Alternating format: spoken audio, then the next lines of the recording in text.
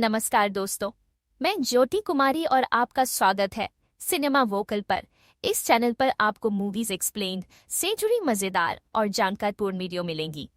तो फिल्म की शुरुआत ही एक शार्प शूटर ड्रासा से होती है। जो स्नाइपर ये काफी टाइम से अपने शिकार के इंतजार में थी और जैसे ही उसका टारगेट सामने आया वो एक ही गोली से उसे मार गिराती है और बाद में जिस बुलेट से उसने अपने टारगेट को मारा था उसी बुलेट का शेल अपने पास संभाल लेते हैं और यहीं से सीन शिफ्ट हो जाते हैं लिवाई की तरफ। पता चला है कि वो भी एक शार्प शूटर है और आर्मी का सोल्जर भी रह चुका है। इस टाइम उसे एक फैसिलिटी में मिस बार्थो बुलाती हैं जो किसी सीक्रेट मिशन के लिए काम करती है। लिवाई के सामने लिवाई की रिपोर्ट चेक करते हुए वो लिवाई से काफी इम्प्रेस नजर आ रही थी क्योंकि लिवाई ने 200 से भी ज्यादा किल अपनी एक ही शूट से पॉसिबल बनाए थे, यानी उसने 200 से ज्यादा मर्डर किए थे अपनी स्नाइपर की हेल्प से। उसका निशाना बहुत अच्छा था।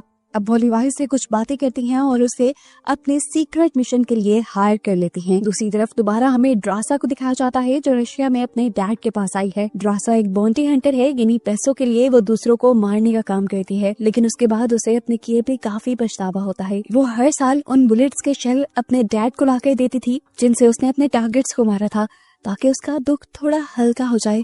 पर अब उसके डैड इन सब चीजों से थक गए थे, वो अपनी लाइफ से थक गए थे जिसमें कोई भी नहीं था। वो अपनी बेटी ड्रासा से कहते हैं, मैंने फैसला कर लिया है, अगर अगले साल 14 फेब तक मेरी मौत ना आई तो मैं खुद ही 14 फेब को अपनी जान ले लूंगा। चाहे उस दिन तुम मेरे पास हो ना हो, तुम जहाँ पे भी हो एक मर्तबा मुझे गुड बाय कह देना। ये सुनकर ड्रासा भी उदास हो जाती है और वापस चली जाती है। जबकि यहाँ दिखाया जाता है कि लिवाई को हेलीकॉप्टर के जरिए ले आया गया था रशिया और यूएस के बॉर्डर पे, जहाँ उसे एक साल के लिए रहना था बाहर की दुनिया से कांटेक्ट खत्म करके। हेलीकॉप्टर से नीचे उतरकर वो अपनी डेस्टिनेशन तक पहुँचने के लिए 3 दिन का सफर तय करता है और रास्ते में ही उसे अपना सीनियर भी मिल जाता है जिसकी ड्यूटी अब खत्म हो चुकी थी और उसे साल के बाद वापस अपने घर जाने का मौका मिल रहा था। सीनियर लिवाई से मिलकर बहुत ज्यादा खुश था। वो बताता है कि तुम 1 साल में मिलने वाले पहले इंसान हो जिससे मैं बात कर पा रहा हूँ। खैर अब वो लिवाई को यहाँ के रूल्स बताने लगता है। वो बताता है, तुम्हें इस टॉवर के ऊपर ड्यूटी देनी है। ये ईस्ट टॉवर हमारा है जो यूएस को रिप्रेजेंट करता है और इस नदी के पार वो सामने वेस्ट टॉवर वो रशिया का है। ये समझ लो कि ये यूएस और रशिया के बॉर्डर्स हैं। तुम्हें यहाँ रहकर 1 साल तक ड्यूटी देनी है बिना किसी से बातचीत किए। तुम्हारी मेन ड्यूटी यहाँ रहेगी, हर थोड़े टाइम के बाद मशीन गन्स में तुमने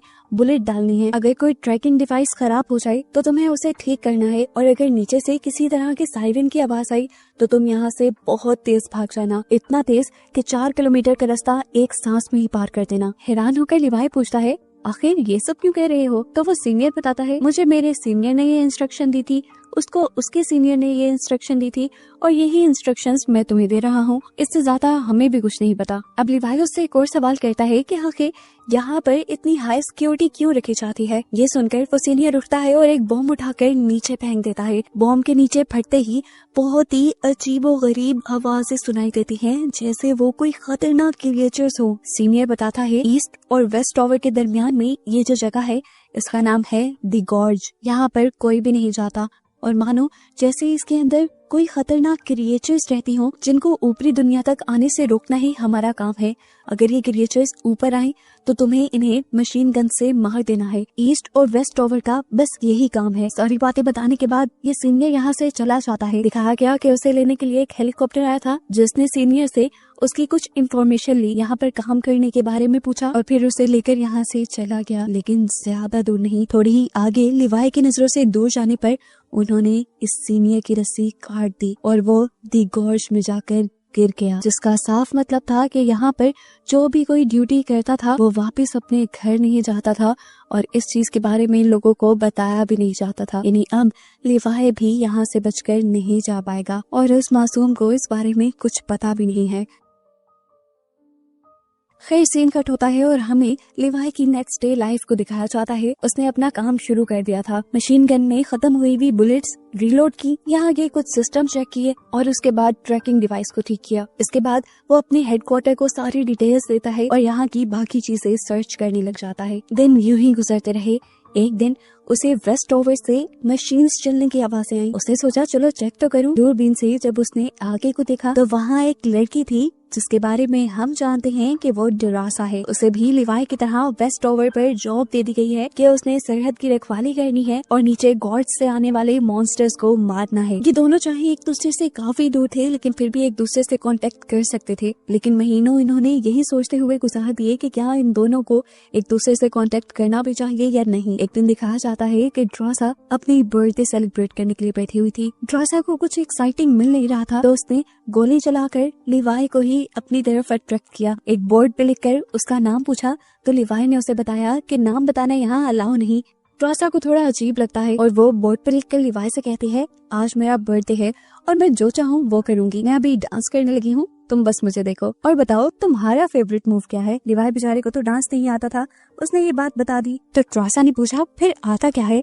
लिवाई ने बताया मुझे बस शूटिंग आती है। ड्रासा ने वही टेस्ट करने का डिसाइड किया और अपने रूम में जाकर एक बोतल रख दी जिसे लिवाई ने भी एक ही शूट में फोड़ दिया और बताया कि वो सच में एक बहुत अच्छा स्नाइपर था। ड्रासा को भी शौक चढ़ता है अपनी स्किल्स दिखाने का। वो भी लिवाई के रूम में रखी हुई एक बोतल तोड़ देती है और फिर लिवाई का रिएक्शन देखने के लिए जैसे ही वो लिवाई के टॉवर पे देखती है तो एकदम से उसके होश उड़ जाते हैं क्योंकि वहाँ पर अजीब सी क्रिएचर्स ऊपर चढ़ रही थी लिवाई के टॉवर पर। उसने एक सेकंड नहीं लगाया और धड़ाधड़ शूट करते हुए उन क्रिएचर्स को मारना शुरू कर दिया।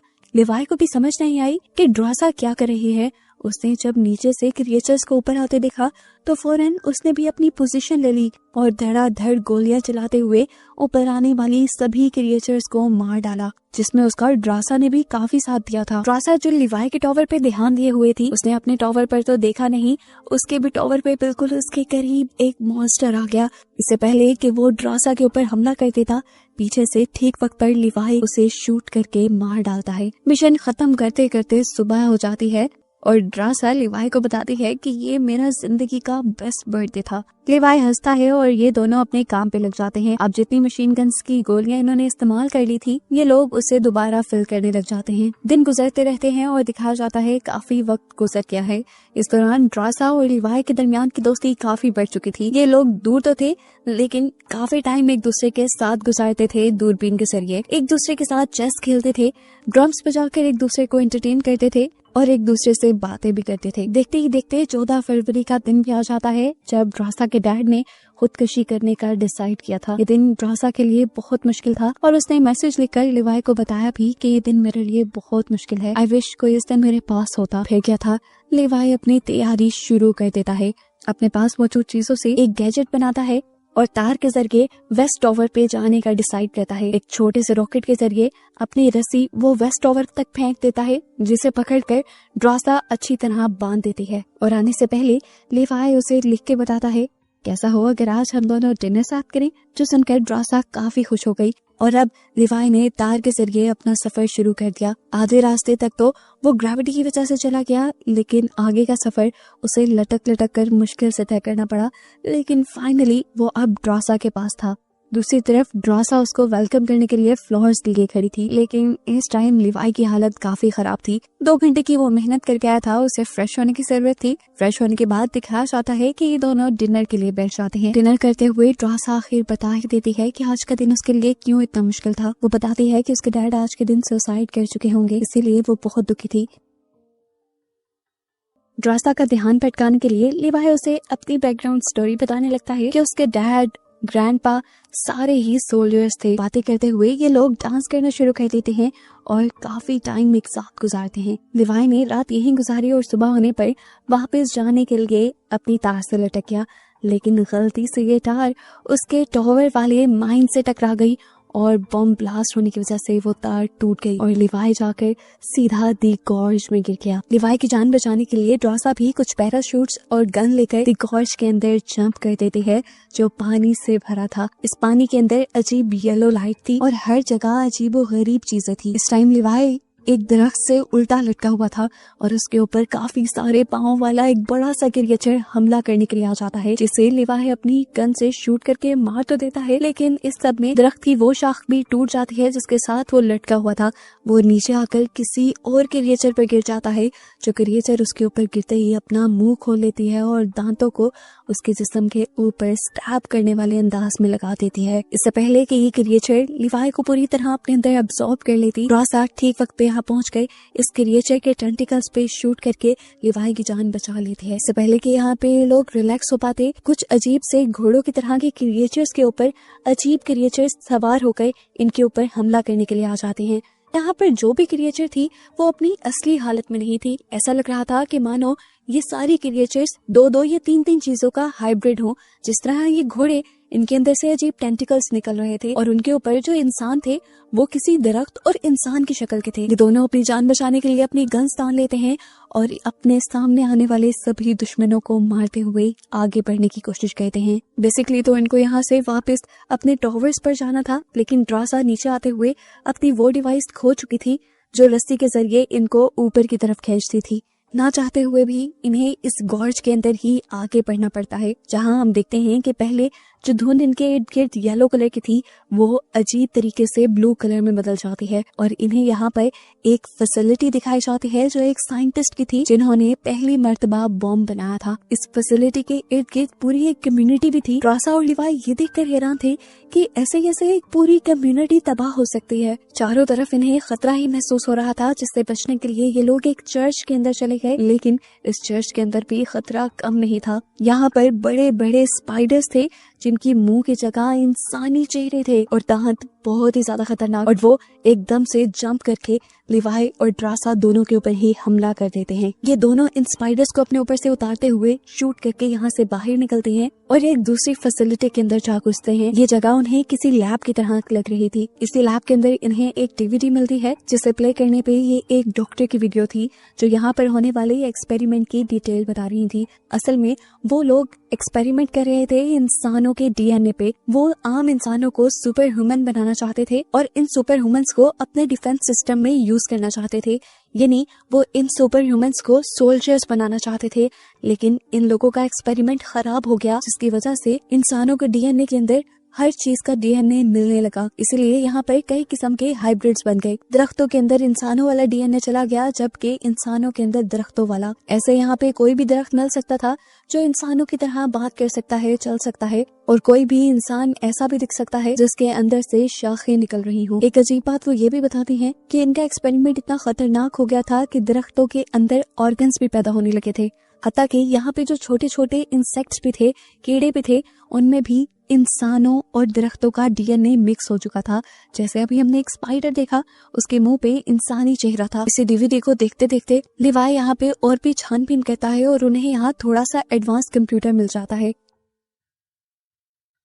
इस कंप्यूटर को चलाने पर लिवाई के सामने और भी ज्यादा राज खुल जाते हैं। एक सीक्रेट कंपनी के बारे में उसे पता चलता है जो इंसानों को सुपर ह्यूमन बनाने के साथ साथ और भी बहुत से खतरनाक एक्सपेरिमेंट्स कर रही थी। इन लोगों ने एक ऐसा मिसाइल भी बनाया था जिसे अगर कहीं पर टारगेट किया जाए तो वो अपने फटने के साथ अपने इर्द गिर्द रेडियस के 4 किलोमीटर एरिया को तबाह कर सकती है। ये पढ़कर वो समझ गया था कि आखिर उसके सीनियर्स क्यों किसी सायरन के बजने पर उसे 4 किलोमीटर दूर तक भागने को कह रहे थे। वो इसी मिसाइल के फटने की बात करते होंगे। हो ना हो, लिवाई को समझ आ गया था कि ये मिस बार्थो की फैसिलिटी है और वही अपने इन खतरनाक एक्सपेरिमेंट्स को दुनिया से बचाने के लिए ड्रासा और लिवाई जैसे सोल्जर्स को हमेशा ईस्ट और वेस्ट टॉवर पर हायर करके रखती थी, जो गॉड से आने वाले हर मॉन्स्टर, हर क्रिएचर को मारकर दुनिया को उनकी सच्चाई से दूर रखें। यहाँ पे मौजूद चीजों से ये लोग पता चला लेते हैं कि इन एक्सपेरिमेंट के पीछे गवर्नमेंट का कोई हाथ नहीं, ना ही रशियन गवर्नमेंट का और ना ही यूएस गवर्नमेंट का। इन्हें पता चलता है कि मिस बार्थो यहाँ का सारा काम ड्रोन्स के जरिए करवाती थी,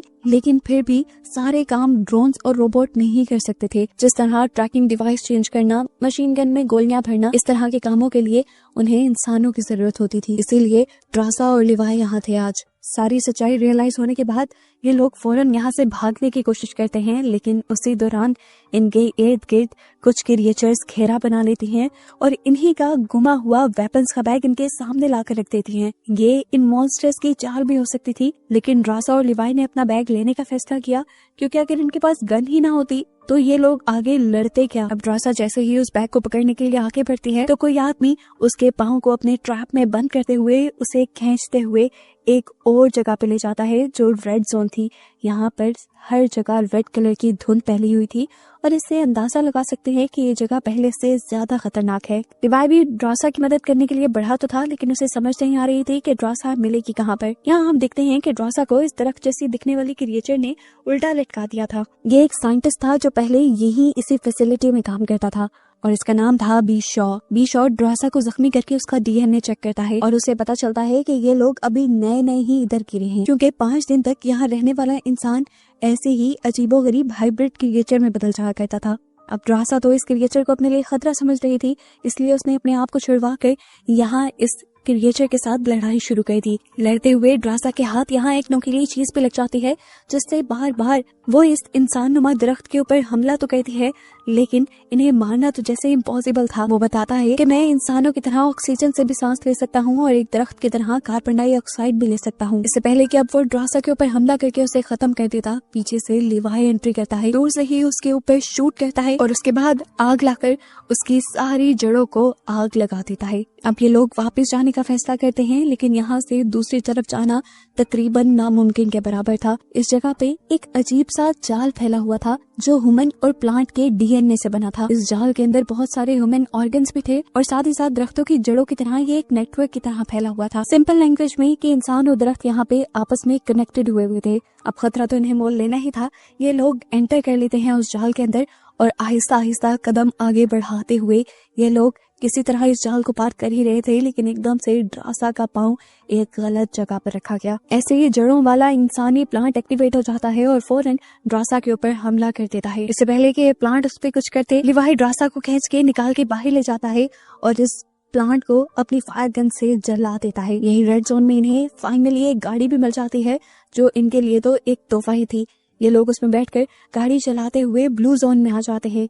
इसी कार के जरिए इन्होंने बहुत ही जल्दी ब्लू जोन को भी पार करके ये लोग येलो जोन में आ गए थे, जहां वो दरख्त की तरह दिखने वाले इंसान दोबारा इनके ऊपर हमला कर देते हैं। इससे लिवाई निपटता है, जबकि ड्रासा को वो रस्सी मिल जाती है जिसकी मदद से ये लोग ऊपर जा सकते थे, लेकिन इसके नीचे वाला गैजेट, इसीलिए ड्रासा इस रस्सी के साथ जीप को बांध देती है ताकि जीप की मदद से ये लोग ऊपर जा पाए। अब जैसे जैसे ये लोग ऊपर चढ़ रहे थे, गॉर्ज की क्रिएचर लगातार इनके पीछे पड़े हुए थे। वो इनको मारने की कोशिश कर रहे थे। ड्रासा और लिवाई दोनों इनसे लड़ते हैं, हारते नहीं। ऊपर चढ़ते चढ़ते भी कार में बैठे हुए ये लोग लगातार उनके ऊपर शूटिंग करते रहे। मारते मारते जब ये लोग थक जाते हैं और अपनी मंजिल के बहुत करीब होते हैं, तो लिवाई यहाँ पे एक बहुत ही शातिर मूव चलता है। वो अपनी जीप के पेट्रोल टैंक को खोल देता है, जिससे पेट्रोल नीचे गिरकर सारी क्रिएचर्स को भिगो देता है और ऊपर आते ही लिवाई अपनी फायर गन से इन सब को जला देता है और ये क्रिएचर्स यहाँ पर खत्म हो जाती हैं और फाइनली ये लोग ऊपर भी आ जाते हैं। इतनी बड़ी हकीकतें इन्हें गॉर्ज के बारे में पता चल चुकी थी अब, और ये लोग इस घिनौने मिशन का हिस्सा बनने वाले नहीं थे। ये दोनों फैसला करते हैं कि जल्द ही ये दोनों ये जगह छोड़कर चले जाएंगे और कहीं दूर जाकर अपनी नई जिंदगी बसर करेंगे। ड्रासा लिवाई से शेयर करती है कि फ्रांस में उसके पास एक ऐसी जगह है जिसके बारे में कोई नहीं जानता और कोई उसे ढूंढ भी नहीं पाएगा वहाँ। इस टाइम ये दोनों ड्रासा के यानी वेस्ट टॉवर पे थे। लिवाई ड्रासा से कहता है, मैं इस टाइम अपने टॉवर पे जाता हूँ और वहाँ पर एक टाइम बॉम्ब सेट कर देता हूँ ताकि वहाँ की सारी चीजें तबाह हो जाएं और हमारे बारे में किसी को कोई खबर ना हो। इस टाइम बॉम्ब को एक्टिवेट करने के बाद मैं उस मिसाइल को पियोन कर दूंगा जो नीचे गॉर्ज को खत्म कर देगा और मिस बार्थो के ये सारे घिनौने एक्सपेरिमेंट भी खत्म हो जाएंगे। दुनिया को इनसे कोई खतरा नहीं रहेगा। अपना प्लान बनाने के बाद वो तो ईस्ट टॉवर पे आ गया था, जहाँ आते ही उससे मिस बार्थो कॉन्टेक्ट करते हैं। असल में उसे पता चल गया था कि नीचे गॉर्ज में उनके कंप्यूटर एक्टिवेट हुए थे। वो लिवाई से पूछती है, क्या ये कंप्यूटर्स तुमने एक्टिवेट किए? लिवाई साफ झूठ बोल देता है कि नहीं, मैं तो नीचे गया ही नहीं। वो समझ गई थी कि अगर लिवाई नीचे नहीं गया तो दूसरी तरफ से ड्रासा नीचे गई होगी और इन्हें कहीं ना कहीं अब गॉर्ज की हकीकत पता चल चुकी है। इसीलिए फैसला करती हैं कि अगले ही दिन ये ड्रासा और लिवाई दोनों को ही मरवा देंगी, क्योंकि अगर ये दुनिया में आ गए तो ये मिस बार्थो की सच्चाई भी दुनिया के सामने ले आएंगे। अगले दिन दिखाया जाता है कि ड्रासा और लिवाई दोनों ही यहाँ से जाने की तैयारी कर रहे थे और तार बांध रहे थे। लिवाई बॉम्ब एक्टिवेट करने की कोशिश में था और उसी टाइम मिस बार्थो पहुंच जाती हैं अपने हेलीकॉप्टर को लिए। मिस बार्थो को देखते ही लिवाई समझ गया कि वो जरूर उसे मारने के लिए आई है, इसीलिए वो फौरन यहाँ से भाग जाता है और मिस बार्थो के लोग उसके पीछे पड़ जाते हैं। लोग क्या, उसके ड्रोन्स, हेलीकॉप्टर्स, सब के सब अब लिवाई के पीछे थे। लिवाई जानता था कि उसे ये सब तबाह करके ही आगे जाना है, इसीलिए वो अपनी स्पीड कम करता है और अपनी लाइफ का एक बहुत बड़ा शॉट मारता है, कई किलोमीटर दूर का। उसने अपनी उस डिवाइस को शूट कर दिया था जो नीचे मिसाइल के साथ कनेक्टेड थी। इस मशीन को शूट करते ही नीचे कुछ ही सेकंड में वो मिसाइल फट जाता। वो शूट करके जितना तेज हो सके वो भागता है। दूसरी तरफ लिवाई भी उसका प्लान जानती थी, वो भी वहां से बहुत दूर भाग गई, लेकिन किस्मत को ये मंजूर न था कि ये दोनों मिले। ड्रासा तो उस बम से बच गई, लेकिन लिवाई उस बम की आग की चपेट में आ गया और वहीं पानी में गिरकर मारा गया। लेकिन अच्छी बात ये थी कि नीचे दी गॉर्ज, वो अजीब व गरीब फैसिलिटी खत्म हो गई जिससे दुनिया को एक दिन खतरा भी हो सकता था। दिखाया जाता है कि ड्रासा बचने के बावजूद भी 5 दिन तक दुनिया में नहीं जाती, क्योंकि असल में वो दी गॉर्ज में रहकर आई थी। तो उन लोगों ने डिसाइड किया था कि वो 5 दिन तक आबादी वाले एरिया में नहीं जाएंगे, क्योंकि अगर उनके ऊपर किसी भी किस्म के वायरस ने हमला किया होगा तो वो 5 दिन के बाद ही सामने आएगा। 5 दिन तक जब ड्रासा बिल्कुल भी नहीं बदलती तो वो यहाँ से आबादी वाले एरिया में जाने का डिसाइड कर लेती है। काफी अरसे बाद दिखाया जाता है कि ड्रासा आज भी लिवाई को याद करती है। वो लिवाई की लिखी हुई पोएट्री कई मर्तबा पढ़ चुकी थी और आज भी वो पढ़कर रो रही थी। फ्रांस की वो सीक्रेट जगह जिसके बारे में उसने लिवाई को बताया था, वहीं पर उसने एक वेट्रेस की जॉब भी शुरू कर ली थी। एक दिन जॉब करते हुए सरप्राइजिंगली लिवाई उसके सामने आ जाता है। जिस तरह से ये लोग अपने टॉवर्स से एक दूसरे से बातें करते थे लिख लिख कर, लिवाई लिख कर उससे पूछता है क्या मुझे रैपिड पाई मिलेगी जो उन्होंने लास्ट टाइम एक साला डिनर करते हुए खाई थी। ये देखकर ट्रासा की खुशी की इंतहा नहीं रहती और वो एक्साइटमेंट में जाकर लिवाई को गले लगा देती है। और इन लोगों के इस सरप्राइज और अच्छे रियूनियन के साथ ये मूवी यहीं खत्म हो जाती है। अगर आपको यह वीडियो पसंद आए तो लाइक करें और चैनल को सब्सक्राइब करें ताकि आप कोई भी नया अपडेट मिस न करें। और अगर आपको मूवीज में दिलचस्पी है तो यह चैनल आपके लिए परफेक्ट है। हम हर हफ्ते नई वीडियो अपलोड करते हैं, तो चैनल को सब्सक्राइब करना न भूलें।